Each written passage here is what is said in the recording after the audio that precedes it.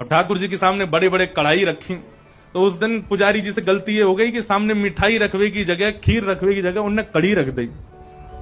कड़ी रख दी, कड़ी के पीछे चावल रख दिए, चावल के पीछे मिष्ठान रखा और सब सजा दिए सामने। और सजा करके रसोई घर की किवाड़ लगा के 45 मिनट का भोग लगता है, 45 मिनट के लिए पुजारी जी चले गए। 45 मिनट बाद जैसे ही पुजारी जी भीतर आए तो क्या देखा, सिंहासन पर ठाकुर जी है ही नहीं। ठाकुर जी है ही नहीं वहां पर। पुजारी जी बोले, अरे भैया ठाकुर जी कहां गए? पूरे मंदिर में हल्ला है, वो सब इकट्ठे है गए, ठाकुर जी कहां चले गए? कोई ने कही, बोले छोटे से ठाकुर जी हैं, है सके इनमें कढ़ाइयन में गिर गए हों, छानो। तो सिंहासन के आगे वाली जो कड़ी की कढ़ाई ही कही जैसे ही छानी, तो जैसी छानी तो वहां में ठाकुर जी निकल आए। अब तो महाराज पुजारी जी बड़े जोर से हंसे, बोले अरे लाल जी को कड़ी इतनी भा गई, इतनी बढ़िया लगी कड़ी की वहां में कूदे ही गए।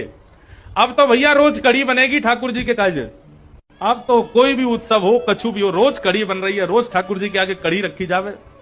10 दिन तक रोज कड़ी रखी, तो 10वें दिन रात में सपने में पुजारी जी के सपने में ठाकुर जी आ गए और रोने लगे जोर जोर से।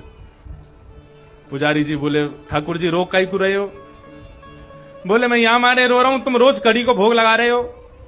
बोले मैं तो यहां मारे लगा रहा हूं, बाद में आप कड़ी में कूद गए, इतनी बढ़िया लगी कि वहां में डूब ही गए, तो हमको लगी कड़ी ज्यादा पसंद आ गई है, तो रोज कड़ी को भोग लग रहा है।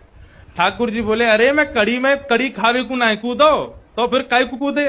बोले तुमने खीर दूर रख दी, मैं तो खीर खावे जा रहा हूं, बीच में कड़ी पड़ गई, सुबह में गिर गो। अब तुमको लगी कि मुझको कड़ी पसंद है, तो रोज कड़ी को भोग लगा रहे हो। भैया मैं तो खीर खावे जा रहा हूं। फिर पुजारी जी ने क्षमा मांगी, अरे हमसे अपराध है गयो। तब से फिर ठाकुर जी को मिठाई आगे रखी जाए, वाके पीछे नमकीन सामग्री रखी जाए।